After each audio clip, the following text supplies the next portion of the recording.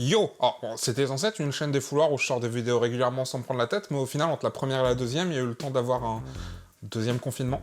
Mais du coup, c'est peut-être le meilleur moment pour sortir cette vidéo, parce que, bah, je sais pas pourquoi, depuis plusieurs mois, il y a des débats sur la cuisson du riz. Oh, Uncle Roger sad now. Et du coup, ben, si vous êtes bloqué chez vous et que vous en avez peut-être marre de manger des pâtes, eh ben, c'est peut-être la vidéo qu'il vous faut, en fait. Alors, disclaimer, il n'y a pas de meilleure manière de faire du riz, il y a des tonnes de manières de le cuire, comme il y a des tonnes de riz différents.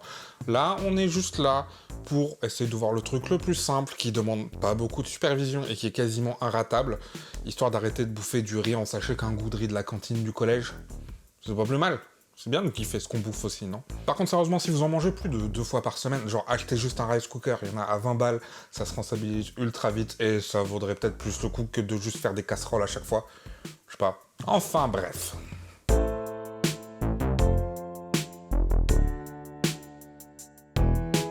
Alors déjà, avant de commencer, dans un premier temps, on va choisir notre riz. Qu'est-ce qu'on veut faire avec? Qu'est-ce qu'on veut manger? Alors, exit les riz en sachet qui cuisent tout seul dans de l'eau qui bout. Hein, ça, c'est du riz de cantine.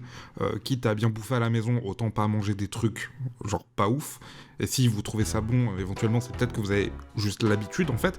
Donc on va partir sur une base saine, le riz basmati. C'est le roi de tous les riz, il marche avec tout, c'est parfait. Et vous allez mettre ça dans une casserole et le nettoyer. Pourquoi on nettoie le riz? Parce que le riz, dans le sachet, il frotte, il cogne, ça fait un genre de farine de riz, en fait, qui va le rendre plus ou moins pâteux, en fait, quand il cuit.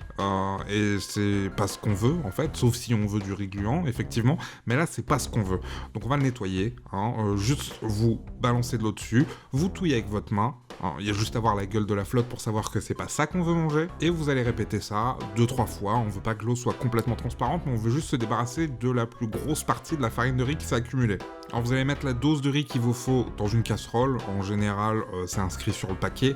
On va dire à peu près 80 grammes pour une personne. C'est très bien. Alors pour la bonne quantité d'eau, tout simplement, on va dire qu'on va mettre à peu près une phalange au-dessus du niveau du riz d'eau.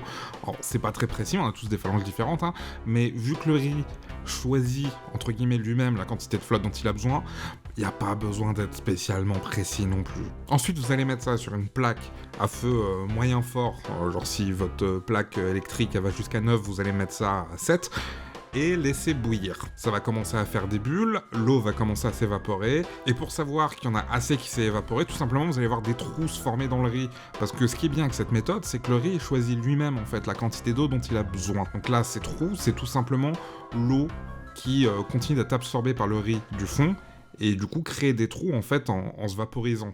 Donc une fois que vous commencez à voir ces petits trous apparaître, on va baisser la température à feu doux et couvrir, et on va lancer un chrono pour 12 minutes. Et là vous pouvez partir, faire votre vie pendant 12 minutes, il n'y a pas besoin de surveiller, il n'y a rien besoin de faire. Alors si vous repassez dans le coin, vous allez peut-être remarquer que ça fait des espèces de bulles dégueulasses dans la casserole, il faut pas y toucher, vous laissez ce riz tranquille, on a dit 12 minutes. Et quand les 12 minutes sont passées, eh ben vous ouvrez toujours pas, vous l'enlevez du feu, vous coupez le feu, et vous le laissez tranquille 5-6 minutes.